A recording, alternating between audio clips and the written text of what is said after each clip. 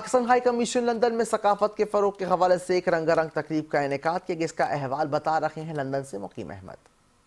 پاکستان کے مثبت اور لبرل چہرے کو دنیا کے سامنے پیش کرنے کے لیے پاکستان ہائی کمیشن لندن نے ایک خوبصورت محفل موسیقی کا اہتمام کیا، جس کے لیے forum for international relations development نے بھی تعاون کیا تھا. ہائی کمشنر ڈاکٹر محمد فیصل، ان کی اہلیہ ڈاکٹر سارہ نعیم کے علاوہ رکن پارلیمنٹ عدنان حسین MP اور برطانیہ میں قیام پذیر پاکستانیوں کی بڑی تعداد نے شرکت کی. ممتاز ڈرامہ نگار اور اجوکا تھیٹر کے سربراہ شاہد ندیم نے اجوکا تھیٹر کے حوالے سے اور جدید تھیٹر میں صوفی موضوعات کی پیشکش پر گفتگو کی. عالمی شہرت یافتہ وائلن ماسٹرو، پرائڈ آف پرفارمنس، ستارہ امتیاز اور ہلال امتیاز کے حامل استاد رئیس احمد خان نے اپنی جادوئی دھنوں سے حاضرین کو مسحور کر دیا. ہائی کمشنر ڈاکٹر محمد فیصل نے اپنے اختتامی کلمات میں کہا کہ پاکستان کا فنی اور ثقافتی ورثہ ایک عظیم خزانہ ہے.